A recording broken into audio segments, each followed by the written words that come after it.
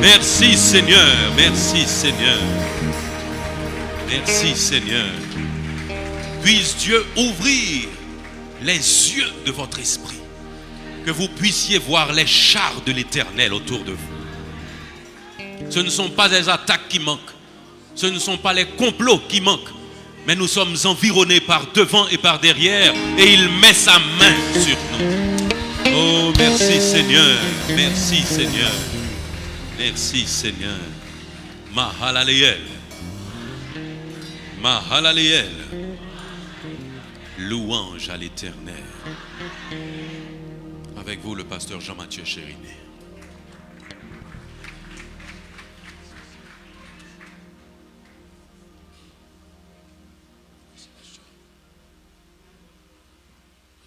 Mahalaleel. Mahalaleel. Mahalaleel. Je vous invite à ouvrir vos Bibles avec moi dans l'épître de Paul aux Romains, chapitre 12e. Et nous allons lire ces deux versets très connus que vous connaissez, versets 1 et 2. Romains, chapitre 12, versets 1 et 2.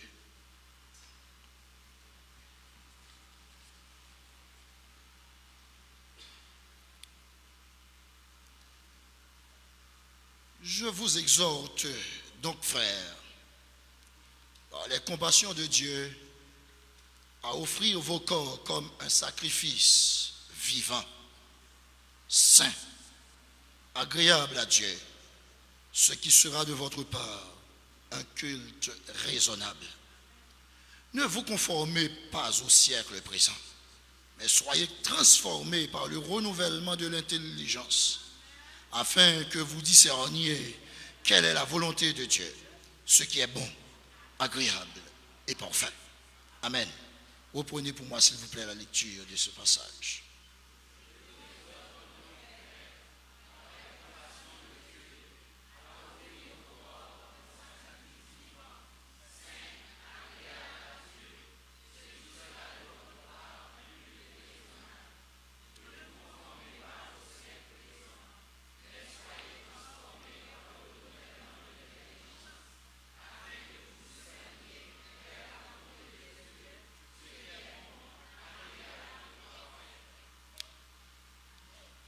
La réflexion de ce matin nous exhorte à être un sacrifice vivant pour le Seigneur. Un sacrifice vivant. Mes frères et sœurs, amis visiteurs, chers internautes, dans l'ancienne alliance, le culte avait pour centre le sacrifice. Le sang était répandu. Une vie était donnée à la place du pécheur en vue de sa réconciliation avec l'Éternel. Tandis que dans la nouvelle alliance, Jésus est la seule victime précieuse que le chrétien puisse présenter à Dieu s'il veut lui être agréable et obtenir de lui pardon et puissance pour accomplir sa volonté. Mes frères et sœurs, le sang versé au calvaire, ce sacrifice immense agréé par le Père reste pour le pécheur justifié un sujet de constante louange. Le sang versé au calvaire, ce sacrifice immense agréé par le Père reste pour le pécheur justifié un sujet de constante louange. Mais cela n'empêche que Paul exhorte aux croyants de Rome et à nous aussi aujourd'hui à offrir leur corps comme un sacrifice vivant, un sacrifice saint, agréable à Dieu, ce qui sera, ajoute-t-il, un culte raisonnable. Mais la question que nous devons nous poser ce matin, c'est pourquoi le corps? Pourquoi le corps? C'est que, généralement, le corps est l'instrument indispensable dont Dieu se sert pour faire du bien parmi les hommes et sauver ceux qui sont dans les ténèbres. Dieu ne descend pas physiquement lui-même. Il se sert de nous. Quand ton frère est dans le besoin, ce n'est pas à Dieu de descendre physiquement pour subvenir aux besoins de vos frères. Quelqu'un a dit fort justement, et je répète, les chrétiens sont les yeux, les oreilles et les mains de Dieu sur la terre. Alors que dans l'ancienne alliance, la victime était frappée de mort.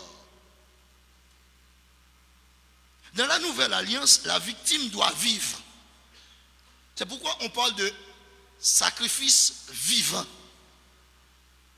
La victime doit vivre pour être à tout instant l'agent actif de la volonté de Dieu. L'homme qui offre son corps s'offre en vérité, mes bien-aimés, tout entier. Et en même temps, s'immole lui-même dans le détail de la vie de tous les jours.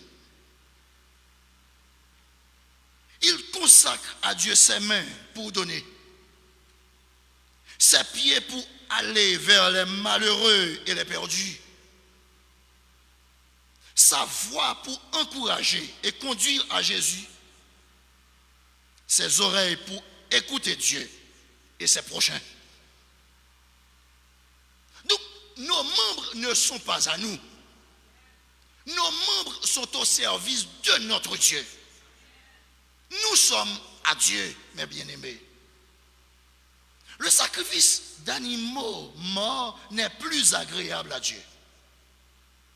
Étant donné que l'agneau de Dieu a été sacrifié à leur place, les rachetés du Seigneur doivent maintenant s'offrir eux-mêmes tout ce qu'ils sont et tout ce qu'ils ont comme un sacrifice vivant.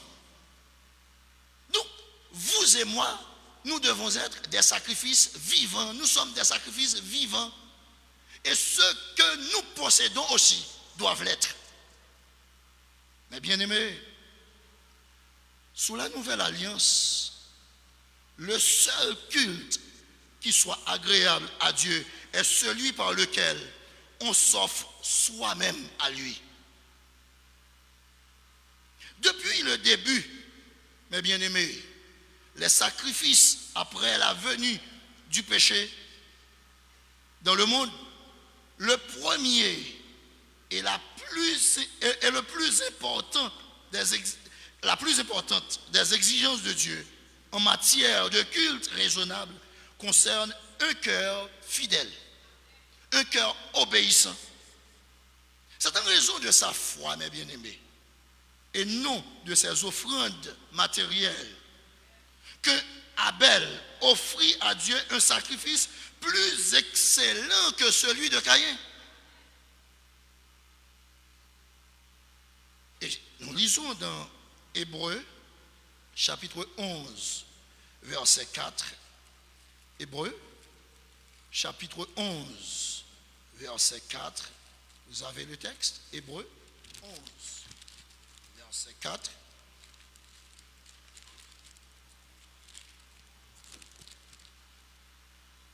Dans Hébreux 11, verset 4, nous lisons: c'est par la foi qu'Abel offrit à Dieu un sacrifice plus excellent que celui de Caïn. C'est par elle qu'il fut déclaré juste, Dieu approuvant ses offrandes, et c'est par elles qu'il parle encore, quoique mort. Donc c'est par la foi, mes bien-aimés, sa foi en Dieu.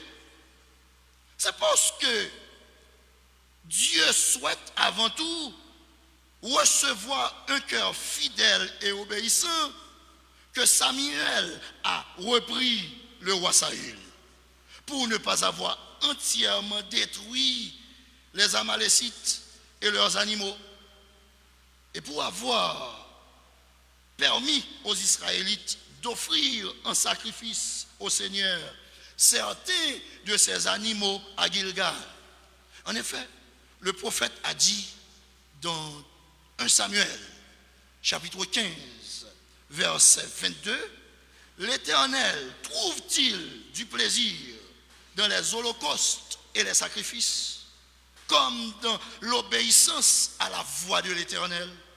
Voici, l'obéissance vaut mieux que les sacrifices, et l'observation de la parole vaut mieux que la graisse des béliers, mes bien-aimés.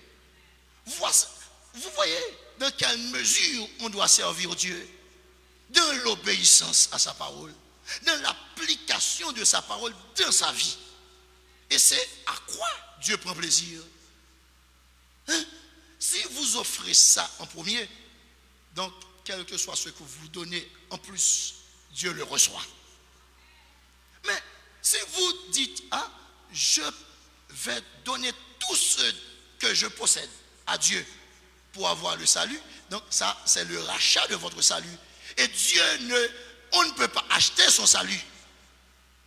Ce qu'on fait dans la vie ne peut pas vous offrir le salut. La première chose qu'on doit faire dans la vie, c'est offrir soi-même. Être obéissant à Dieu. Dieu vous demande de faire ceci, vous le faites sans réfléchir. Dieu vous demande de faire cela, vous le faites sans réfléchir. Parce que c'est Dieu qui vous demande de le faire, vous le faites automatiquement. Parce que Dieu ne peut pas vous demander de faire quelque chose qui va contre vous. C'est pour votre bien que Dieu agit. Vous voyez peut-être difficile de l'appliquer, mais c'est pour votre bien. Dieu va vous donner la force de le faire.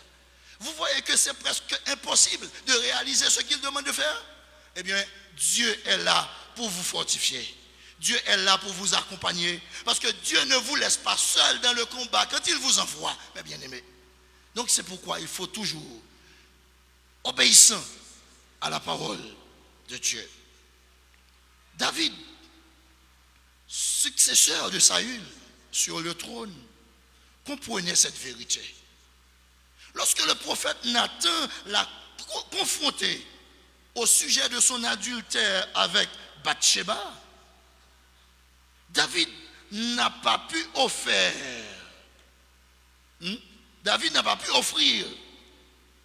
d'animal en sacrifice.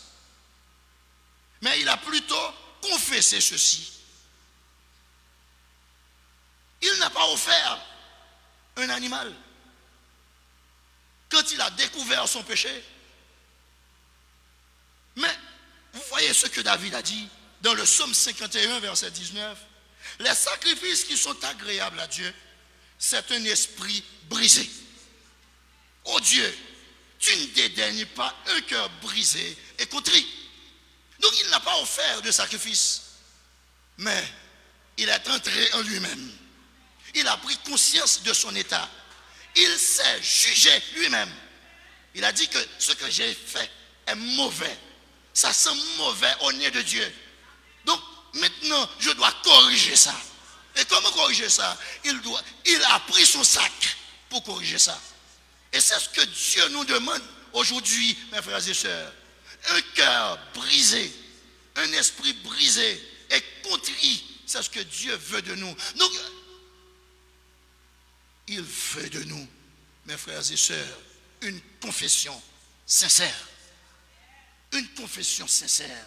Et une confession sincère entraîne une vie nouvelle. Une vie nouvelle.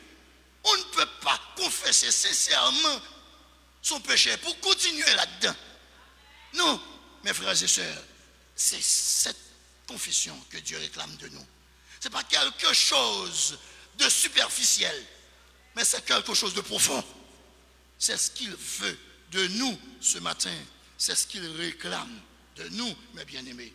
David a ainsi offert à Dieu son cœur repentant comme un sacrifice vivant, indépendamment de toute cérémonie extérieure visible, et il a été pardonné, mes frères et sœurs, dans 2 Samuel, chapitre 12, verset 13.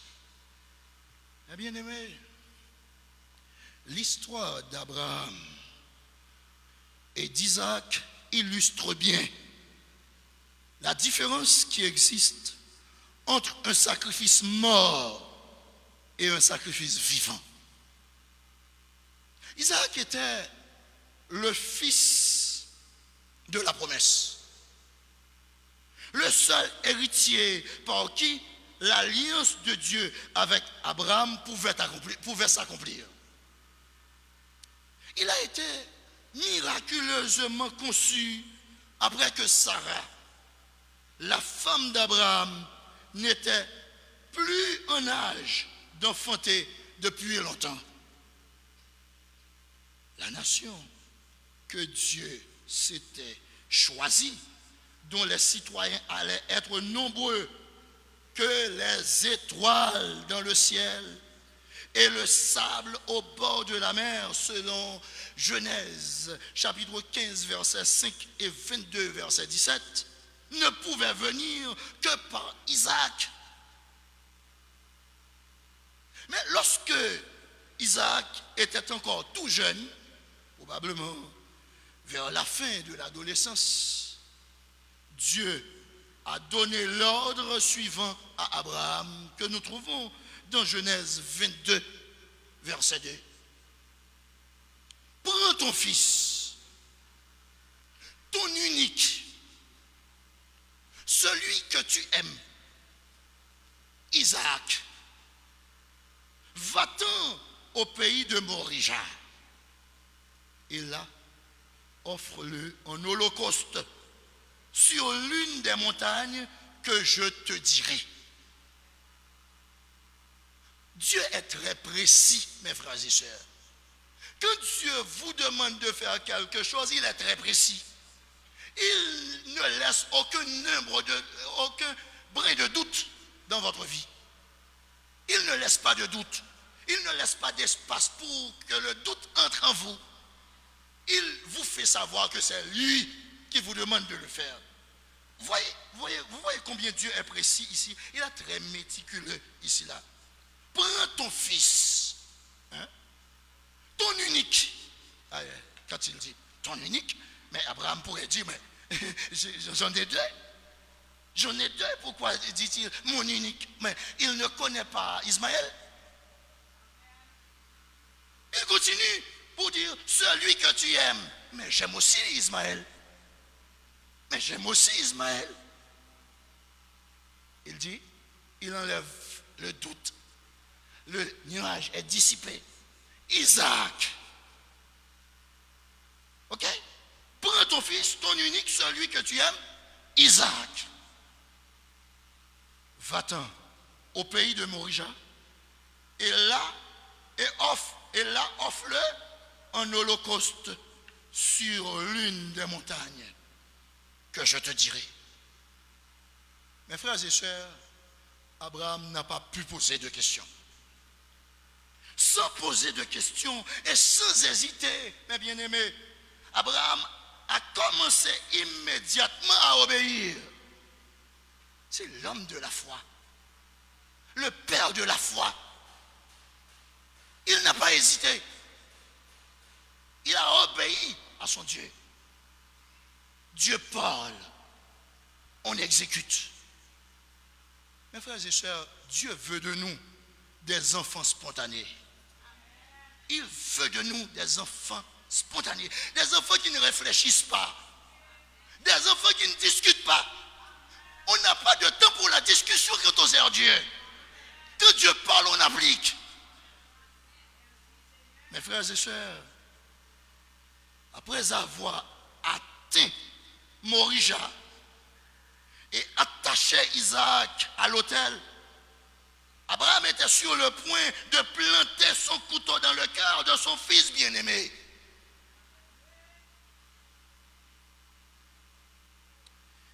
S'il avait fait ce sacrifice, Isaac aurait été une offrande morte. Isaac aurait été une offrande morte, comme les brebis et les béliers que les sacrificateurs d'Israël allaient offrir ultérieurement sur l'autel du temple. Isaac serait une première offrande morte. Abraham, lui, aurait été un sacrifice vivant, pour ainsi dire, en disant à Dieu, en réalité, et je cite, « Je t'obéirai, même si pour cela, je dois vivre sans mon fils, sans mon héritier, sans l'espoir que la promesse de ton alliance s'accomplisse. » Quel sacrifice! Mes frères et sœurs, la vie chrétienne, c'est une vie de sacrifice. On ne peut pas servir Dieu si on n'est pas prêt à se sacrifier. Il y a des choses que Dieu vous demande de faire, ça paraît presque impossible. Vous ne voyez pas comment ça va se réaliser. Mais Dieu, mes frères et sœurs, a déjà fait des provisions avant même de vous communiquer de faire ça. Mais bien aimé, la parole de Dieu est claire.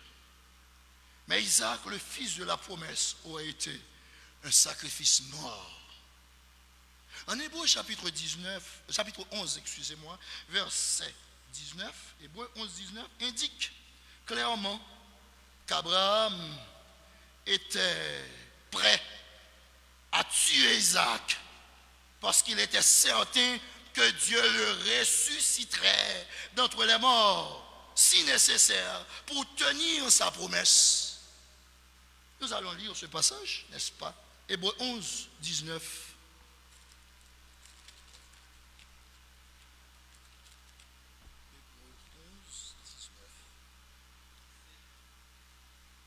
Il pensait que Dieu est puissant, même pour ressusciter les morts. Aussi le retrouvera-t-il par une sorte de résurrection. Mais est-ce que Abraham a déjà vécu la résurrection? Non. Mais sa foi lui permet de voir des choses très loin, les choses les plus éloignées. C'est sa foi, mes bien-aimés. Il n'a pas encore vu quelqu'un qui est mort, qui est ressuscité. Mais il croyait déjà en ça. Parce qu'il sait que Dieu ne peut pas mentir. Si Dieu a dit qu'avec Isaac, vous deviendrez une grande nation, comment il va le tuer sans le ressusciter? Sa foi est projetée très loin. Mes frères et sœurs, le patriarche était disposé à remettre absolument tout à Dieu et à lui faire confiance. C'est ça, faire confiance à Dieu. C'est lui remettre tout. Tout. C'est ça, faire confiance à Dieu. Quelle que soit l'ampleur de l'exigence et le caractère dévastateur du sacrifice, car Dieu lui serait fidèle. Le Dieu que nous servons, mes bien-aimés, n'est pas fou. Le Dieu que nous servons n'est pas un menteur non plus. Dieu est fidèle. Ce qu'il dit, il le fait toujours. Comme nous venons de le lire ce matin, ça peut prendre du temps, mais ça arrivera quand même.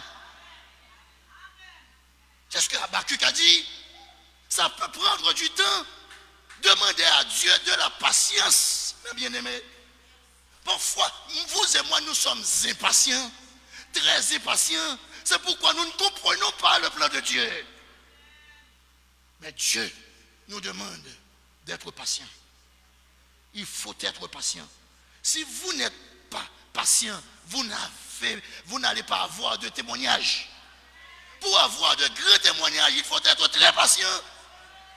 Il y a des endroits où Dieu peut passer avec vous, il faut la patience.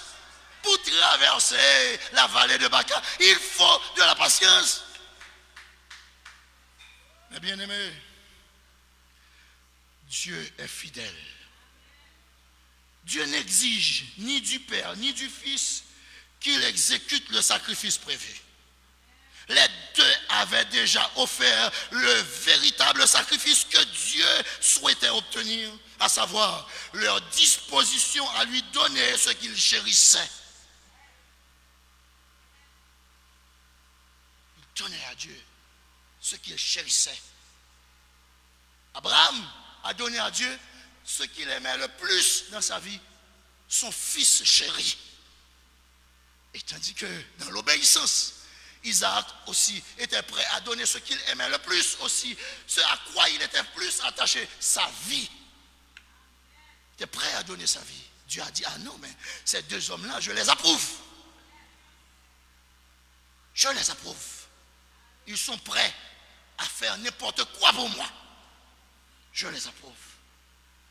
Le sacrifice vivant que nous devons offrir au Seigneur, qui est mort pour nous, c'est la disposition à lui abandonner tous nos espoirs, tous nos projets, tout ce qui a du prix à nos yeux, tout ce qui compte pour nous au sens humain, tout ce qui nous procure de satisfaction, mes bien-aimés. C'est ce sacrifice que Dieu veut de nous. Ce n'est pas quelque chose qu'on peut faire superficiellement, ça ne dérange pas. Quand on dit que ça ne dérange pas, donc il n'y a pas de sacrifice là-dedans. Le sacrifice consiste à déranger. Le sacrifice consiste à déranger. Il faut déranger pour arranger. C'est ce que Dieu veut de nous, mes bien-aimés. Comme Paul, nous devrions, dans ce sens, mourir chaque jour pour Dieu. Selon la version de Darby, dans 1 Corinthiens 15, verset 3, 31, excusez-moi. Car Christ est notre vie. Selon Philippiens 1, 21, par amour pour le Seigneur et pour ceux auprès de qui il œuvre, l'apôtre attestera ensuite ceci. Et je lis dans Philippiens chapitre 2 verset 17. Et même si je sers de libation pour le sacrifice et pour le service de votre foi, je m'en réjouis et je me réjouis avec vous tous. Donc, Paul était prêt à s'offrir en sacrifice pour son église, pour les gens qu'il servait. Mais bien aimé, on raconte l'histoire d'un Anglais relativement bien connu vers le milieu du XVIIe siècle. Ce dernier a été capturé par des pirates algériens qui ont fait de lui leur esclave. Dans le lieu de l'esclavage, il a fondé une église. Lorsque son frère a pris les dispositions nécessaires pour le faire relâcher, il a refusé sa liberté. Car il avait fait le serment de rester esclave jusqu'à sa mort, afin de continuer à servir l'église qu'il avait fondée. Vous comprenez quel sacrifice? Il n'a pas accepté sa liberté, car il a voulu continuer à desservir son église jusqu'à la fin de sa vie. Aujourd'hui, il y a une plaque qui porte son nom dans une église d'Algérie. David Livingstone, ce noble missionnaire de renom. Frères et sœurs, cet homme était un sacrifice vivant au sens littéral. Un sacrifice vivant au sens littéral. Mais vous avez fait déjà pour Dieu? Qui a eu du poids sur vous? Quel sacrifice vous avez déjà consenti pour Dieu? Et que je m'adresse à vous, je m'adresse à moi-même aussi. Quel sacrifice on s'est fait pour Dieu? Mes bien-aimés, je ne sais pas à quel degré votre sacrifice dans le service de Dieu. La parole de Dieu vous invite ce matin à faire l'expérience de sacrifice. À faire l'expérience de sacrifice. Mais sachez-le, mes bien-aimés, cette expérience a du prix aux yeux de Dieu. Ce n'est pas une expérience facile du tout. Toutefois, il faut être prêt à tout abandonner. Si vous voulez faire ce sacrifice, vous devez être prêt à tout abandonner. Mes frères et sœurs, Dieu peut le faire. Dieu peut vous aider à le faire. Tel combat paraît difficile, mais Dieu vous accompagne. Tel combat paraît difficile, mais dites à Dieu, ah, je crois en toi. Le fait de croire en Dieu, tout est possible. Le fait de croire en Dieu, tout est possible. Car nous venons de le chanter tout à l'heure. Le triomphe est possible. Pour qui lutte à genoux. Que tous ces luttes à genoux, le triomphe est possible. Il y a quelqu'un qui dit que le chrétien à genoux voit mieux les choses sur ses genoux que le philosophe sur ses pieds. Le philosophe reste à raisonner. Il reste dans les nuages en posant des questions sans fin. Mais le chrétien sur ses genoux, il adresse tout à Dieu. Il sait que lui-même, il a ses limites. Il sait qu'il y a des zones qu'il ne peut pas toucher. Et quand on est face aux zones qui paraissent intouchables, on fait place à la foi. Et la foi transporte les montagnes. La foi transporte les montagnes. Mes bien-aimés, nous voulons terminer avec ces paroles de Matthieu 19, 27 à 29. Matthieu 19, versets 27 à 29.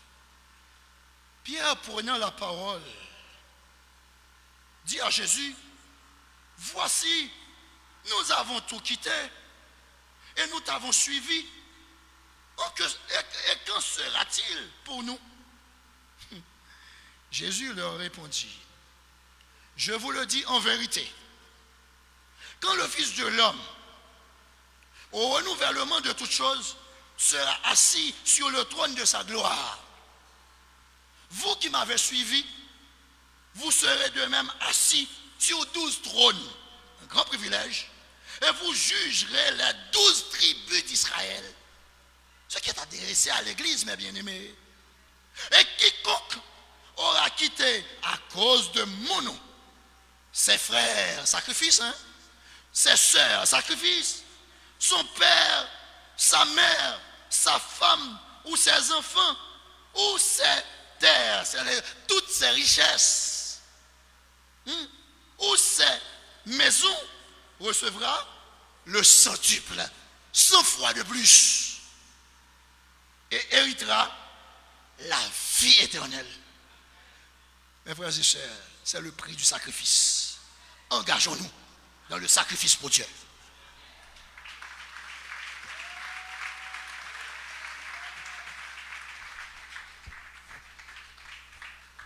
Merci Seigneur. Nous avons besoin de cette nourriture solide pour nous construire. Nous avons assez bu de lait, assez de potage. Nous avons besoin de cette nourriture solide pour grandir spirituellement avec Dieu. Merci Seigneur. Le sacrifice.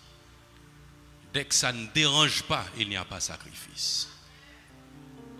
Remerciez Dieu si vous êtes dérangé, mes bien-aimés. Car c'est là que la vie avec Dieu commence, par le sacrifice. Merci Seigneur, merci pour ta parole. Merci pour nos oreilles qui ont pu écouter, Seigneur Dieu. Donne à notre esprit de comprendre et à notre cœur de digérer et d'appliquer. Car si nous écoutons sans appliquer, nous ne faisons rien du tout. Car tu n'as pas besoin de cette foi intellectuelle, mais tu as besoin que nous croyions avec notre cœur et que nous obéissions à ta parole. Merci Seigneur. Donne-nous, Amahalaliel, d'être des Abraham, des Isaac, Seigneur Dieu. Abraham qui s'est fermé le cœur pour lier son fils qu'il aime. Et son fils qui ne s'est pas enfui devant les liens de son Père. Donne-nous de comprendre la question du sacrifice dans ton service, Seigneur Dieu. Merci Seigneur. Merci Seigneur. Merci Seigneur. Mahalaleel. Mahalaleel. Nous sommes aujourd'hui le premier dimanche du mois. Et oui. Les fêtés, les fêtants, les futurs fêtants de ce mois sont priés de nous rejoindre, s'il vous plaît. On est déjà le 7, il y a déjà des fêtés, hein?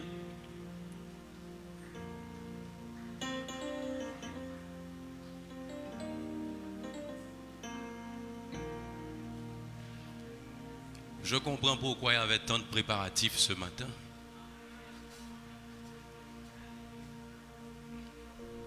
Un anniversaire, ça se fête, ça se fête. Un anniversaire, ça se fête entre amis. Un anniversaire, ça se fête, ça se fête. Un anniversaire, ça se fête entre amis. C'est le seul jour de l'année qu'on prend le temps de chanter, qu'on prend le temps de rêver, de bien vivre et de s'aimer. Un anniversaire, ça se fête, ça se fête. Un anniversaire, ça se fait avec les mêmes bien-aimés. Un anniversaire, un anniversaire, ça se fête, ça se fête. Un anniversaire, ça se fête. C'est le seul jour de l'année. C'est le seul jour de l'année qu'on prend le temps de chanter, qu'on prend le temps de rêver, de bien vivre et de s'aimer. Un anniversaire, ça se fête, ça se fête. Un anniversaire, ça se fête entre amis. Nous allons nous mettre debout pour les bénir et c'est le diacre Miguel Philogène qui va conduire ce moment de prière pour les fêtants de mars. Unissons nos voix.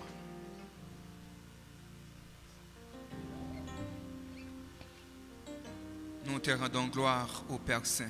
Nous te remercions ce matin pour ce beau bouquet, Seigneur Dieu, qui est devant ta face bénie, Père Saint.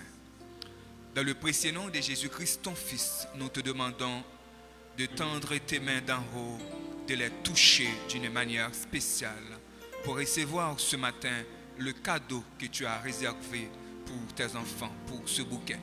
Ce bouquet, cher Seigneur Dieu, rempli d'enfants, de jeunes, d'adultes, cher Seigneur Dieu, et de personnages. Un beau bouquet qui fait ta gloire, qui reflète ton amour pour nous. Nous te demandons dans le nom de Jésus-Christ de les bénir, Père Saint.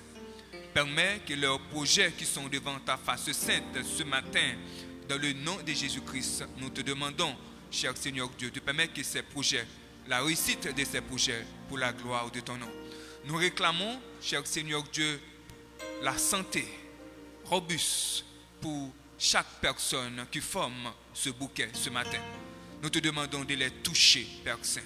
Donne-leur la sagesse qu'il faut, l'intelligence qu'il faut, l'oreille spirituelle ce matin, que nous venons d'entendre ta parole, la foi d'Abraham, afin de marcher avec toi et la réussite dans leurs projets, dans leur vie spirituelle, Seigneur Dieu.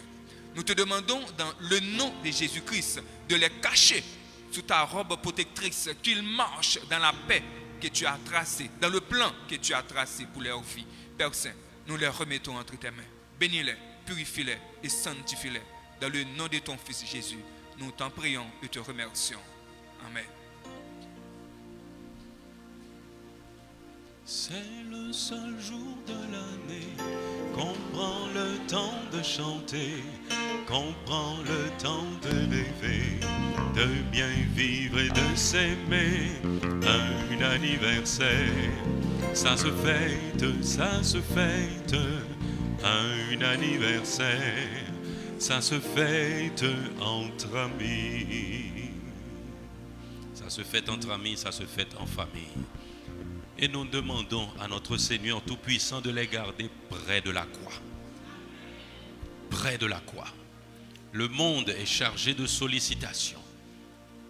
Les tentations fusent de partout et il devient de plus en plus difficile de servir Dieu avec fidélité. Mais avec la foi, ils arriveront à le faire. Mahalaleel. À titre de rappel, et samedi soir, dans la nuit du samedi pour dimanche, l'heure avancera. C'est pas ça le verbe? L'heure avancera. Cela veut dire que quand vous aurez dans votre... Bon, il n'y a plus de montre maintenant presque, mais quand vous aurez dans votre montre 6 heures, il sera déjà 7 heures. Et il faudrait vous en rappeler. Mahalaleel. Proclamons notre bénédiction. Que le Dieu de paix nous sanctifie lui-même tout entier et que tout notre être, l'esprit, l'âme et le corps soient conservés irrépréhensibles lors de l'avènement de notre Seigneur et Sauveur Jésus-Christ, à qui soit le règne, la puissance, la majesté, la souveraineté, la domination et la gloire au siècle des siècles. Amen.